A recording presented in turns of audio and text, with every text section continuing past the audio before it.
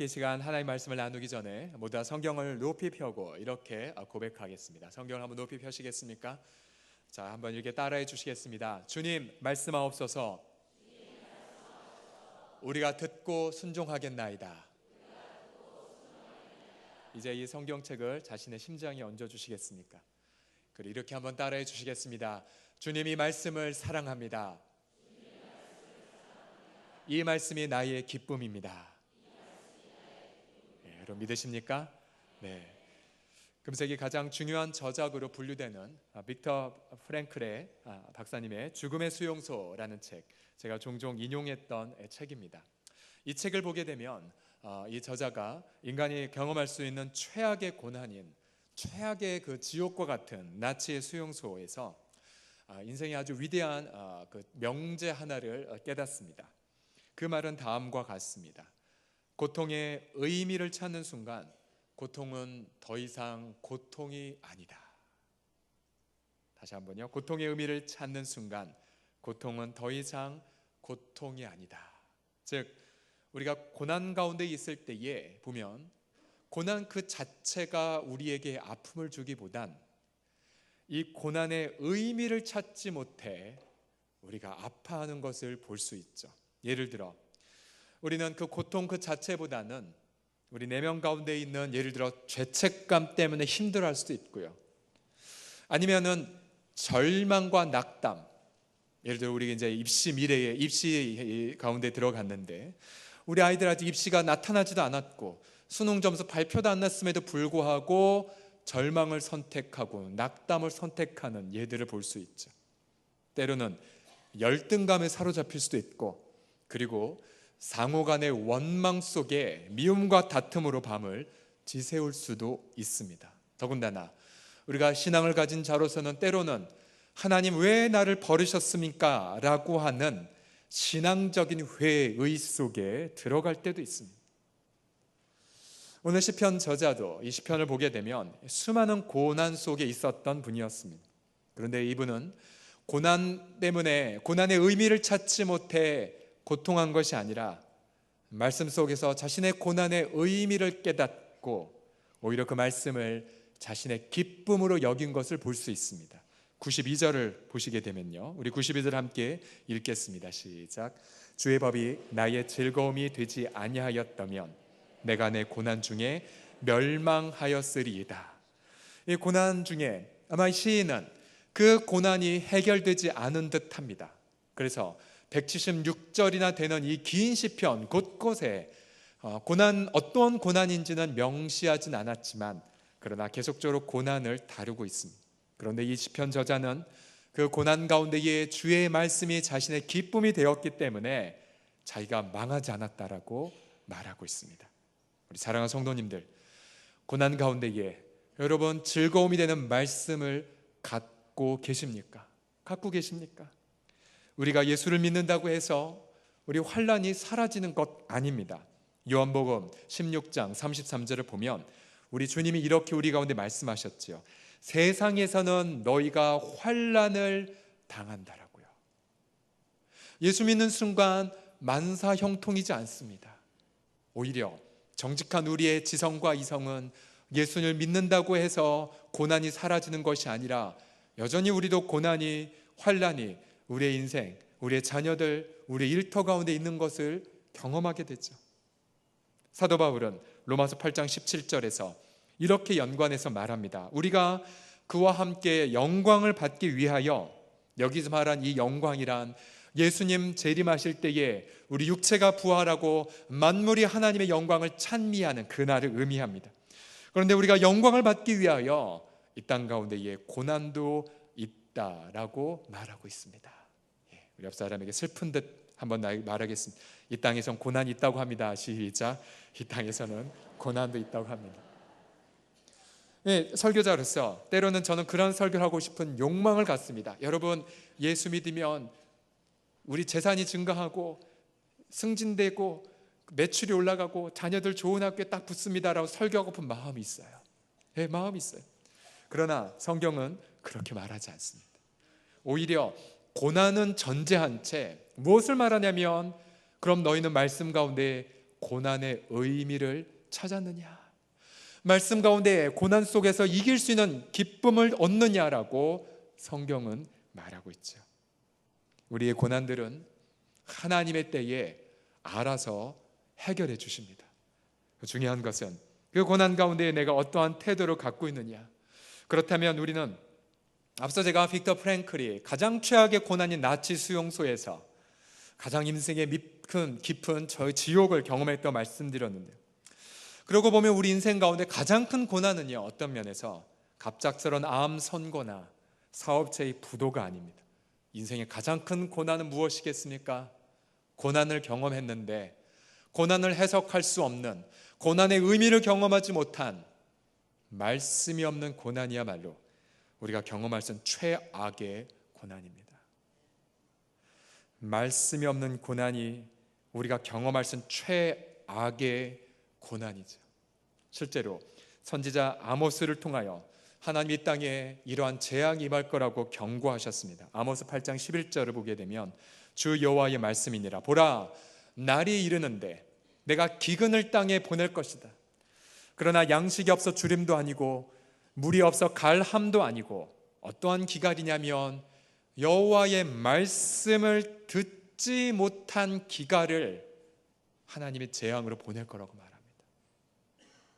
사람이 이 바다에서 저 바다까지 혹은 북쪽에서 동쪽까지 비틀거리며 여호와의 말씀을 구하려고 돌아다녀도 얻지 못하는 재앙, 말씀이 없는 고난이 최악의 고난입니다. 이 시대에 많은 기독교 서적이 출간되고 있고, 그리고 우리가 인터넷 통해서든 모바일을 통해서든 우리는 쉽게 기독교 방송을 통하여 수많은 설교 방송을 듣고 있지만, 우리 사랑하는 소롱성교회 성도들이여, 나의 고난, 앞서 우리 시편 저자는 92절에 내 고난이라고 말했는데 정작 내 고난을 향한, 내 고난을 해석하고 내 고난에 기쁨을 주는 말씀을 여러분 얻으셨습니까? 만약 그게 없다면 우리가 아무리 우리의 아는 사람들에게 아무개 목사님 이런 말씀하셨어, 저 책에 보니까 이런 글이 있어, 아무리 인간의 글로 내 고난에 잠깐의 위로를 하려 한들, 여러분 고난 중에 우리는 결코 그 고난을 극복할 수가 없습니다. 저희 어머님 권사님의 인생을 보면 정말 여자로서 기구한 인생이죠. 30여 년 동안 시집살이 했고 병수발 다 한 채 천국에 보내고, 또 이어서 할머님이 소천하시자마자 또 아버님이 13년 동안 그렇게 고통하시면서 천국에 보냈던 여성으로서는 정말 기구한 인생을 살고 있었지만, 그러나 가정예배할 때에 하나님이 주셨던 말씀은 룻기 말씀을 통하여서, 룻기에 보면 나오미가 처음엔 비극으로 시작되죠. 남편 두 아들 다 잃어버리고 비극으로 시작됐지만, 그러나 룻기 4장에 가게 되면 완전히 자신의 기쁨을 회복하지 않습니까? 메시아의 증조 할머니가 되지 않습니까? 그래서 가정예배 때 주셨던 그 말씀 붙잡고 10여 년 이상을 어머니 버티셨어요. 고난 중에 이 말씀이 없으면 나는 멸망하리이다. 네, 사랑하는 성도님들, 고난 중에 말씀을 여러분 갖고 계십니까? 이 시편 119편, 저는 그런 소망을 갖습니다. 하나님, 이 176절을 다 암송했으면 좋겠다고. 이 119편은 구구절절이 말씀에 대한 고백, 말씀에 대한 사랑, 말씀에 대한 찬미를 아뢰고 있습니다. 여러분, 이 본문을 보게 되면 히브리어 원어상에 8가지의 용어, 우리 한글로 보게 되면 8가지 용어가 10가지 이상의 말로 번역되었는데, 마치 이 다이아몬드의 그 찬란한 빛깔이 면면이 다른 색깔을 내는 것처럼 시인은 176절 동안 매 절마다 다양한 말씀의 칼날을 고난 중에 노래하고 있습니다. 그렇다면 고난 중에도 말씀이 우리에게 승리를 주는 첫 번째 이유가 무엇이겠습니까? 첫 번째로 이 말씀은 모든 시 공간, 그래서 내가 경험한 모든 고난의 영역들을 내 고난마저도 다스리고 있기 때문이에요. 우리 89절에서 90절을 함께 다 같이 읽겠습니다. 시작. 여호와여, 주의 말씀은 영원히 하늘에 굳게 섰사오며 주의 성실하심은 대대에 이르나이다. 주께서 땅을 세우셨으므로 땅이 항상 있사오니. 아멘. 하나님은 말씀으로 전 우주를 창조하셨습니다. 창조하시고 내버려 둔 것이 아니라 지금도 하나님은 말씀으로 모든 만물을 붙들고 계심을 믿으시기 바랍니다. 히브리서 1장 2절과 3절을 보십시오. 이 아들 예수 그리스도를 만물의 상속자로 세우시고 또 예수님을 말미암아 모든 세계를 지으셨는데 그분은 하나님의 영광의 광채시요 그 본체의 형상이신데, 그 다음 말씀 함께 읽겠습니다. 시작. 그의 능력의 말씀으로 만물을 붙드시며. 아멘. 사랑하는 성도님들, 오늘 여러분 교회 오실 때에 태양이 떠올라 있었습니까? 태양 떠올라 있습니까? 그리고 저 하늘에 구름이 움직이고 있습니까? 이 지금 북한산과 인왕산에 녹음이 우거지고 있습니까? 그리고 지난 밤에 가을을 예고하는 시원한 바람이 불고 있습니까? 우리가 고난 속에 고통할 때에 우리 눈을 들어 하늘을 보고 밤하늘에 총총히 빛나는 별들을 보죠. 이 도시는 잘 하나님의 창조물을 보기 힘들지만 그러나 조금만 눈을 보더라도 하나님이 하신 일들이 이 땅에 가득하죠. 그런데 하나님이 이 온 우주 만물로 우리 가운데 무엇을 말씀하고 계십니까? 내가 이 모든 시공간을 다스리기에 네 고난도 돌보고 있다고 말씀하고 있지 않습니까? 시편 91절, 그 119편 91절을 보면 이렇게 시인이 노래하죠. 천지가 주의 규례들대로. 시인은 다양한 말씀에 대한 색깔을 얘기하고 있는데요. 규례들대로 오늘까지 있는 이유가 뭐냐면 만물이 주의 종이 된 까닭이니이다. 그렇다면 우리 하나님은 넉넉히 내 고난마저도 다스리는 것이 아니겠습니까? 저 사도 바울은 로마서 8장 35절에 우리가 이 땅에서 경험할 만한 수많은 고난의 리스트를 나열한 이후에 이렇게 선포하고 있습니다. 8장 35절을 함께 읽겠습니다. 시작. 누가 우리를 그리스도의 사랑에서 끊으리요? 환난이나 곤고나 박해나 기근이나 적신이나 위험이나 칼이랴. 그렇습니다. 이 수많은 고난의 영역들을 다 하랜다 할지라도 하나님은 우리를 그리스도의 사랑에서 위로하고 계시고, 그러나 나의 고난에 대한 해석을 말씀을 통하여 허락하십니다. 혹시나 아직까지도 주님께 내 고난을 아뢰지 않은 분이 계십니까? 더 나아가 하나님, 내가 왜 이 고난을 경험하고 있습니까? 라고 고난에 대한 해석을 구하지 않으셨습니까? 여러분 여쭤보십시오. 주님이 말씀해 주십니다. 때로는 담임 목사로서 영적 전쟁의 한복판에 놓여질 때가 있어요. 근데 그때마다 주님은 필요한 말씀을 주십니다.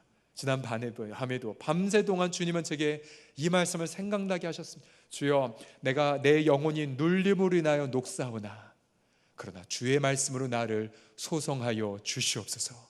또한 시편 말씀에도 주님이 기가 막힌 웅덩이와 수렁에서 나를 건져내 주셔서 반석에 두시고 내가 새 노래로 하나님을 찬양하게 하셨나이다. 할렐루야.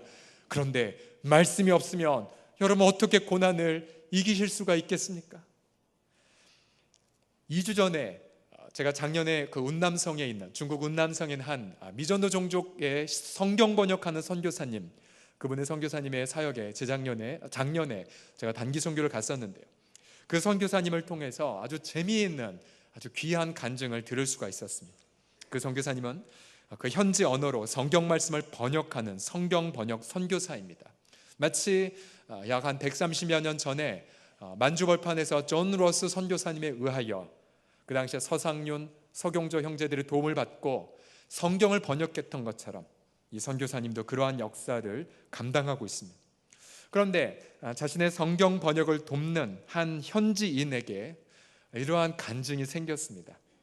이제 그 현지인이 이제 성경을 번역을 도왔죠. 룻기 그리고 마가복음에서 계속 번역하고 있는데 이제 그 지체가 성경을 녹음하여 자신의 목소리를 녹음하여 고향 땅에 보내었습니다.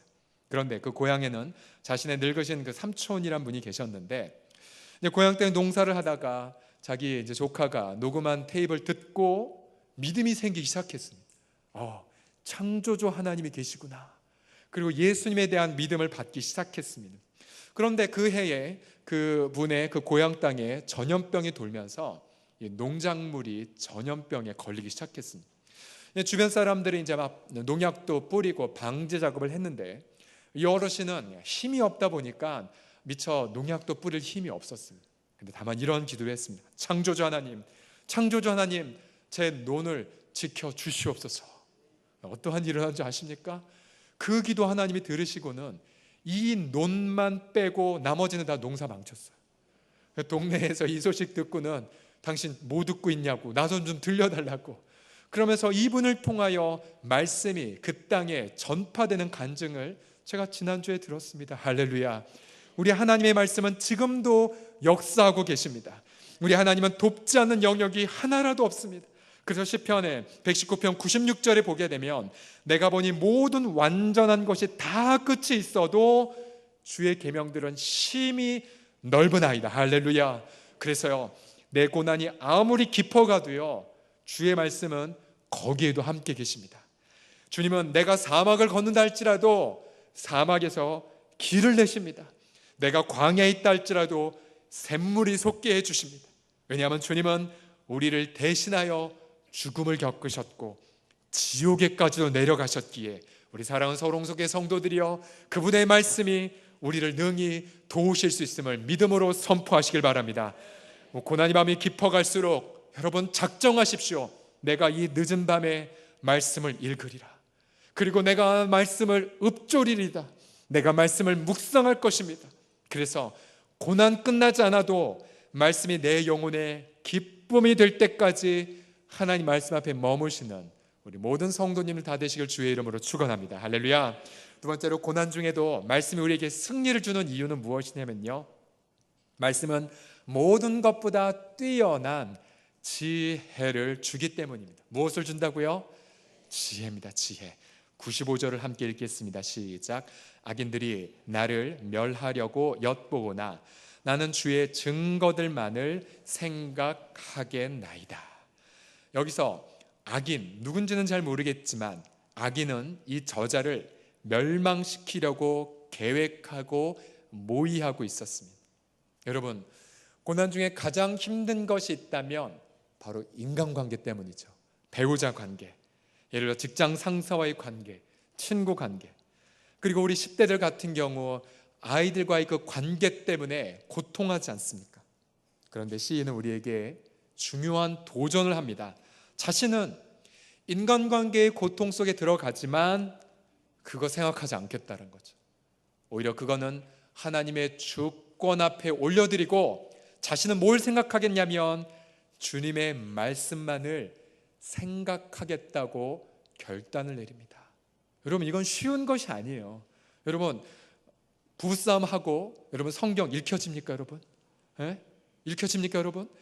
그리고 누구랑 대판 싸우고 나서, 그리고 사업장에서 누구에게 배반을 당하고 나서 분한 마음이 성경 읽혀집니까? 그런데 이 저자는 뭘 결단했냐면 그 고통하는 순간에서도 아예 주의 증거만을 생각하겠다고 결단하고는 자신의 인간관계의 모든 그 꼬임과 아픔은 하나님의 주권 앞에 던져버린 것입니다. 그때 이 시인은 말씀을 묵상하다가 기가 막힌 선물을 경험합니다. 우리 98절에서 100절까지를 함께 읽겠습니다. 시작. 주의 계명들이 항상 나와 함께하므로 그것들이 나를 원수보다 지혜롭게 하나이다. 내가 주의 증거들을 늘 읊조림으로 나의 명철함이 나의 모든 스승보다 나으며 주의 법도들을 지킴으로 나의 명철함이 노인보다 나으니이다. 아멘. 제가 정말 개인적으로 좋아하는 말씀입니다.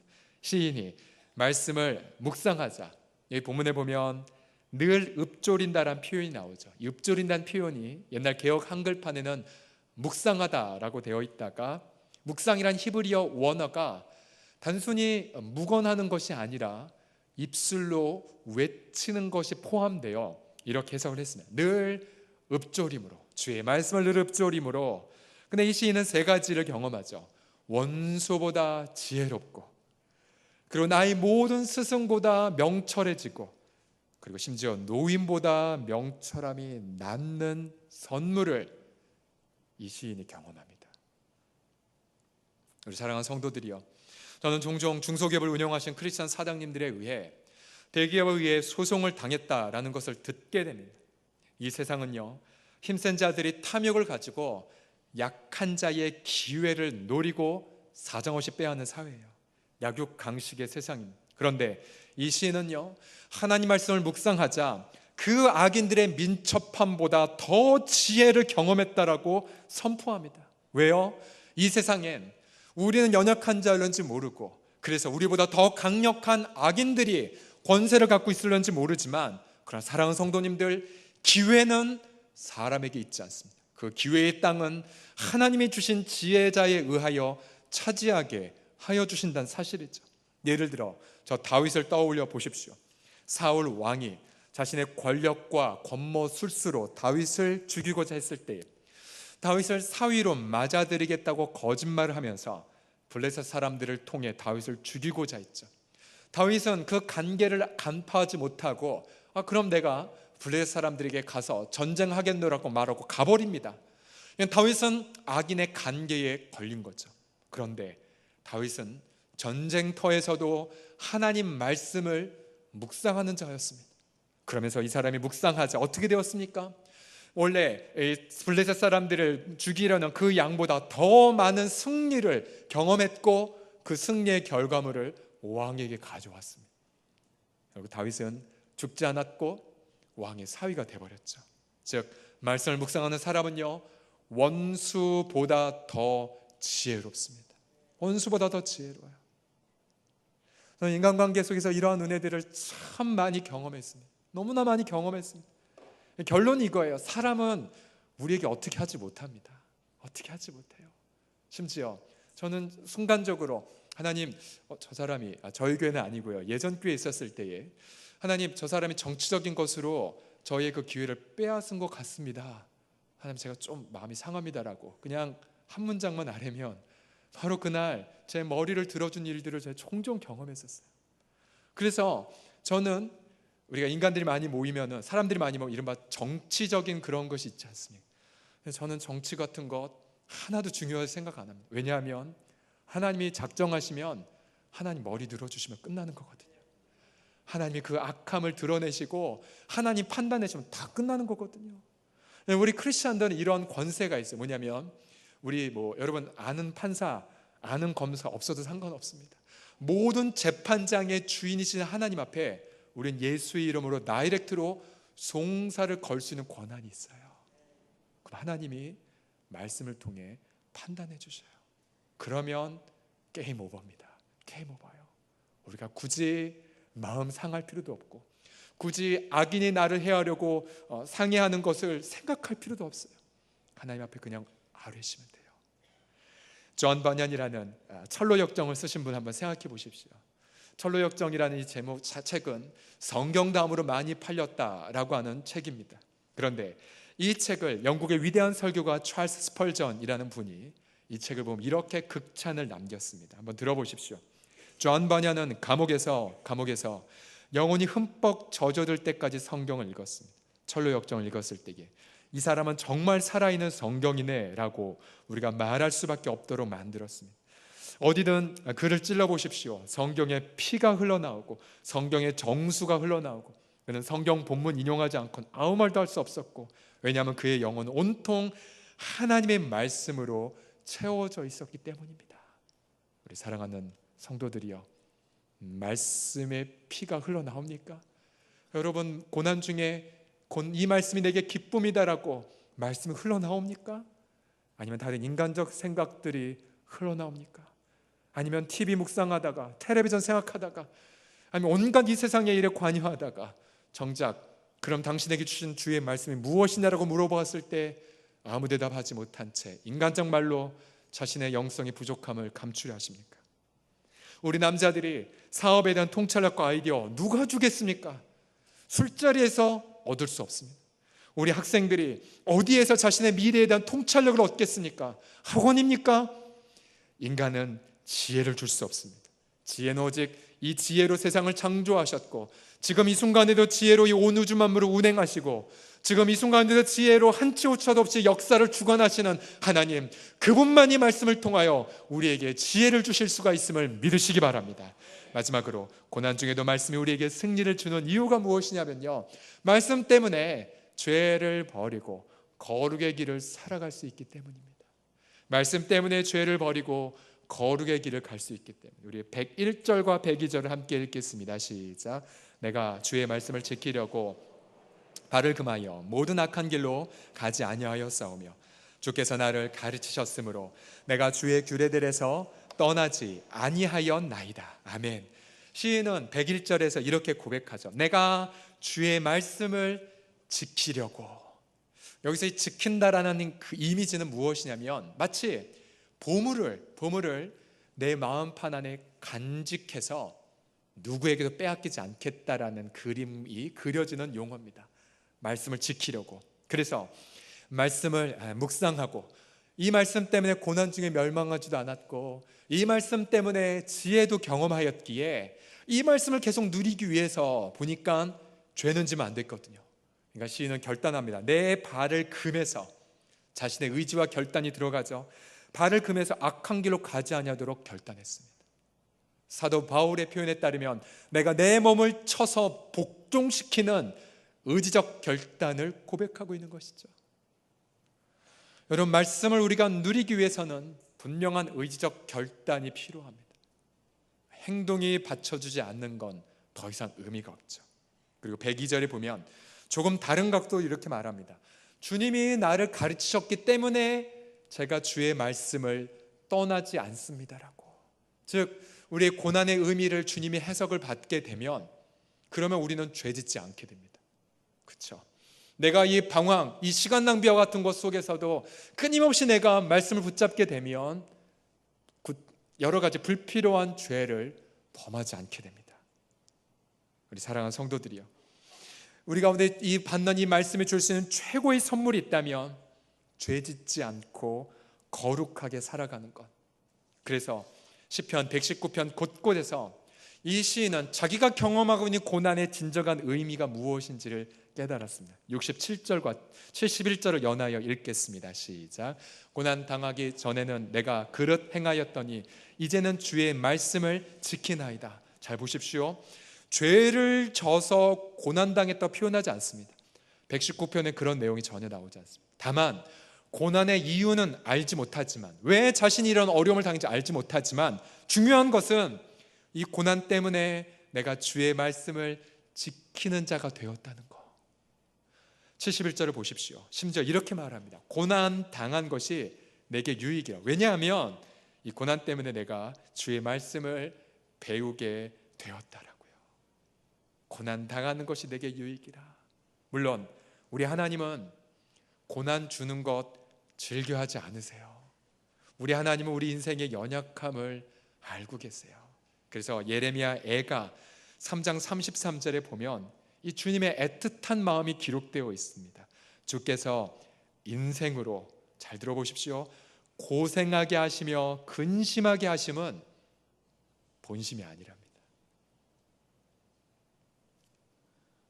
이 말씀이 얼마나 우리에게 위로가 되는지 모릅니다. 만약에 내가 죄를 지었기 때문에 죄 하나 진 거에 일일이 고난으로 하나님 응답하셨다면 여기 앞에 있는 서경철조차 아마 벌써 사라졌을 것입니다. 주의 마음은 고난을 통해 주님의 율례를 배우게 되는 자, 이 고난을 통해 예수님을 닮아가는 자가 되면 너 합격, 다음 과정으로 가자.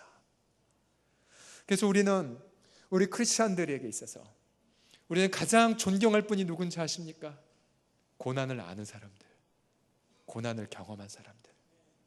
그래서 반대로 가장 안 좋은 교회의 그 헤게몬, 이 신화 중에 하나가 뭐냐면 저 사람 고난당한 이유 보니까 숨겨진 죄가 있으면 틀림없어. 좀 말씀해보여. 나한테만 얘기해봐달라고. 욥의 세 친구들의 태도가 그것 아닙니까? 하나님 앞에 나중에 혼났지만 욥에게 말하죠. 너 그렇게 10명 자녀 잃고 사업 망했는데 솔직히 말해봐. 너 숨겨진 죄가 있지? 가장 잔인한 말을 한 친구가 욥에게 말했죠. 자녀들, 이 죽은 이유는 욥의 자녀들이 숨겨진 죄가 아니냐고 잔인한 말을 해버리죠. 나중에 하나의 폭풍 중에 나타나셔서 욥의 세 친구들을 엄청나게 혼내셨습니다. 너희 말 다 틀렸다라고. 고난의 원인 얘기하지 않으시지만 중요한 건 내가 이 고난 때문에 연단을 받아 정금처럼 나오리이다. 만약 지금 내가 말씀 때문에 그렇게 빚어지고 연단된다면 우리 사랑하는 성도님들, 여러분 고난을 승리하고 계시는 것입니다. 우리 지난주 금요일 날에 우리 김요한 선교사님과 그의 제자 목사님이 오셔서 너무 귀한 간증을 남겨주셨어요. 나중에 제가 시간 되면 그 그 비하인드 스토리도 더 은혜로운데 한번 들려주고 싶은데요. 선교사님이 데려온 그 제자 목사님은 일찍이 이슬람 신학 고등학교를 나왔던 골수 무슬림이었습니다. 이슬람 신학 고등학교. 그런데 이분이 코란을 읽다가 알라의 이름이 99개가 나온다고 하는데요, 그 가운데 한 이름도 사랑이라는 이름이 없다고 합니다. 이분이 그걸 보고는 난 알라도 믿지 않겠다라고 해서 무신론자가 돼버립니다. 그런데 그 당시에 김요한 선교사님이 터키에서 1만 권의 성경을 배포해요. 1만 권, 무슬림 땅에서. 그런데 이분이 배포된 성경을 읽다가 어디서 깨졌냐면 누가복음 15장에 있는 탕자의 비유에서 깨어져 버렸어요. 알라는 사랑의 하나님이 아닌데 이 예수 그리스도의 하나님은 사랑의 하나님이네. 그리고는 말씀 앞에 거꾸러지고는 예수님을 영접했습니다. 이 선교사님을 통한 훈련을 받고는 터키 전역에 성경을 배포하는 사역을 감당하고 지금은 훌륭한 목사님이 되어서 사도 바울의 고향 다소의 근처에 있는 소도시에서 교회를 개척하고 복음을 증거하는 사역을 감당하고 있습니다. 그런데 이분에게 정말 감동받은 게 무엇이었냐면 이분이 거의 사무치듯 이렇게 말씀하시더라고요. 터키 땅은 지금은 무슬림 땅이지만 과거에는 하나님의 영광스러운 교회가 있는 땅, 예를 들어 안디옥 교회, 사도 바울의 고향 다소, 갈라디아, 에베소, 수많은 요한계시록에 나온 7교회들도 다 터키 땅이었죠. 과거에 은혜의 강물이 흘렀던 땅, 지금은 무슬림에 의해 메꿔져 있지만, 그런 이분이 붙잡았던 말씀은 창세기에 있는 말씀이었죠. 아브라함이 팠던 시절 우물이 이방인들의 시기에 의해 다 메꿔졌지만, 그러나 그 아들 이삭 때에 다시 우물의 우물을 팔 때마다 그 흙이 우물에서 생수가 나오는 것을 말씀을 붙잡았어요. 이분은 그래서 다시 잃어버렸던 그 터키의 복음의 물줄기가 다시 회복되기를 놓고 기도하고 계셨었어요. 그러니까 이분은 무슬림의 핍박 속에서도 그 말씀을 붙잡고 승리하고 있는 거죠. 우리 사랑하는 성도님들, 앞서 저는 말씀드렸죠. 최악의 고난은 말씀이 없는 고난이라고요. 여러분 자신의 고난의 의미를 해석하는 말씀 갖고 계십니까? 그 말씀 하나님 앞에 여쭈어 보고 계십니까? 우리 한국교회는 초창기 때부터 성경 사랑으로 시작된 민족이었죠. 선교사님들이 들어오기 전부터 이미 성경이 번역되어 있었고요. 그래서 제물포항에 들어왔던 아펜젤로와 언더우드 선교사의 손에는 이미 번역된 복음서가 들려져 있었습니다. 성경 사경회가 있으면서 몇백 리를 마다하지 않고 걸어와서 말씀을 배웠습니다. 더군다나 그 당시에 선교사님들이 사역자들은 부족했기에 어떠한 사역자들을 세웠냐면 권서인들의 사역을 했습니다. 권서인이란 성경을 등짐에다 메고 그리고 쪽복음을 등짐에 메고요, 전국에 다니며 성경을 반포하고 판매하고 복음을 증거했던 평신도 사역자들이었습니다. 그 가운데에 제 마음속에 큰 감동을 줬던 한 장로님이 계십니다. 바로 소요한 장로님이십니다. 소요한 장로님, 사진을 보시면 아주 카리스마틱하게 생기셨죠. 이분은 본래 노비 출신이었습니다. 노비 출신. 그런데 10대 시절 복음을 듣고 예수님을 영접했습니다. 주인에게 말했습니다. 주인님, 저 주일날 성수할 거니까 주일날 품삯 안 주셔도 되니까 저 교회 가겠다고. 그러고 나서는 쫓겨나셨어요. 그러고 나서는 신실하게 신앙생활해서 좋은 배필과 결혼을 하고, 그러다 선교사님에 의하여 권서인으로 임명받았습니다. 당시에 권서인은 건강해야 됐고, 그리고 사회적 관계도 좋았고, 그리고 모범이 되는 사람을 세웠죠. 그러면서 이분이 그때부터 무려 20여 년 동안 산골을 다니며 복음을 전하셨는데요, 얼마나 간절히 전하셨냐면 고무신을 아끼기 위하여 주로 맨발로 다니셨고요, 그러다 동네에 들어가면 신발을 신고, 그래서 하도 맨발로 다녔다 보니 굳은 살이 박혀 어느 정도였냐면 밤송이, 이제 밤송이 깔 계절이 왔는데 밤송이를 맨발로 까도 될 만큼 굳은 살이 배겼고요. 성경책을 메었더니 등에도 마치 강력한 뱀 모양처럼 굳은 살이 박혀졌다고 합니다. 이분을 통하여 주로 경기도 남부권에 엄청난 복음이 증거되어지고 교회가 개척되어지고요, 이제 그분의 자손들 7남매 중에 무려 5명이 똑같이 복음을 증거하는 목회자가 되었고요, 이제 좀 있으면 이분의 평전이 나올 것 같습니다. 우리 한국교회는 바로 이런 분의 신앙의 유산에 의하여 여기까지 왔습니다.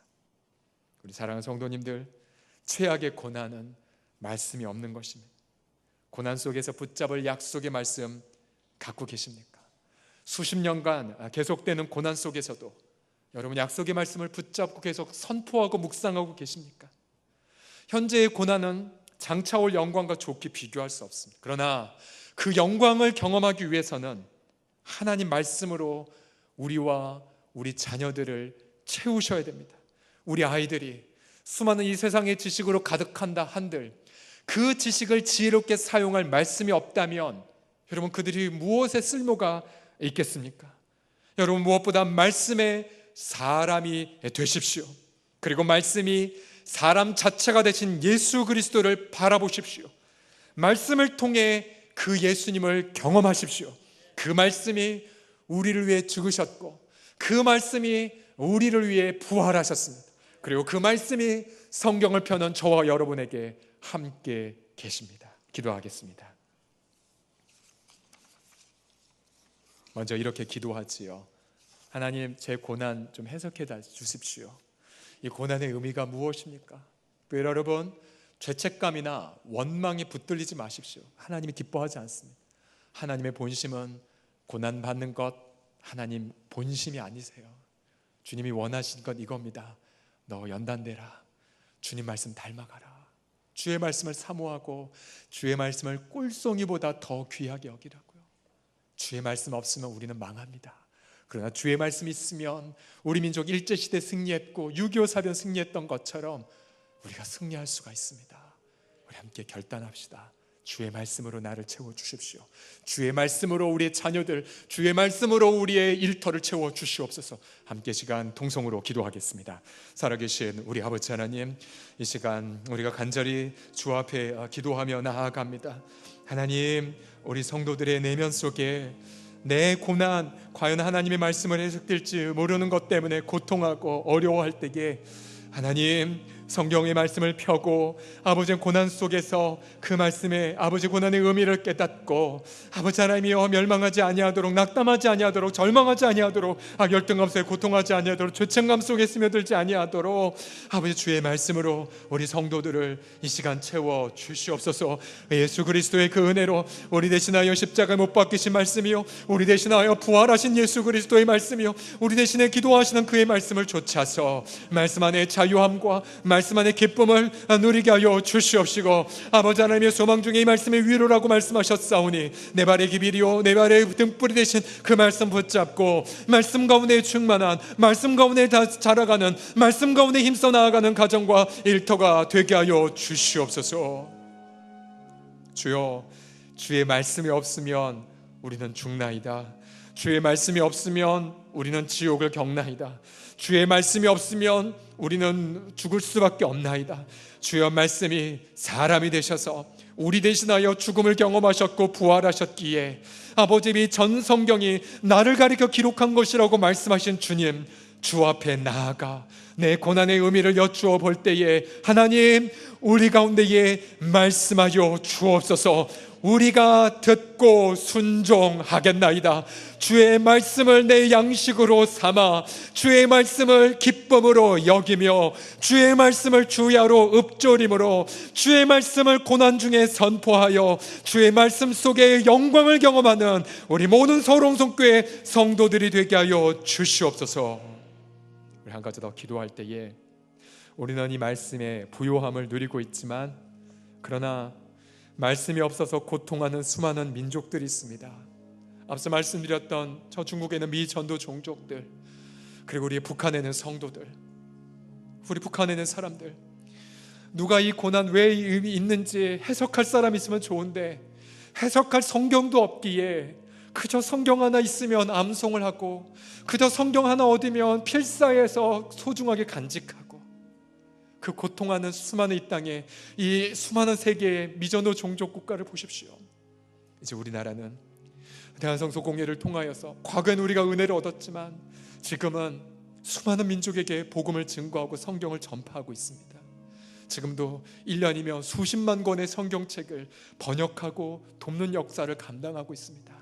함께 기도합시다. 하나님, 이 열방에 있는 말씀이 없어 최악의 고난을 경험하는 수많은 민족들에게 하나님, 우리 나라도 우리 가정도 성경을 함께 나누는 은혜가 있게 해달라고, 이 땅에 있는, 이 열방에 있는 수많은 성경이 없는 미전도 종족 국가를 떠올리며 함께 이 시간 동성으로 기도하겠습니다.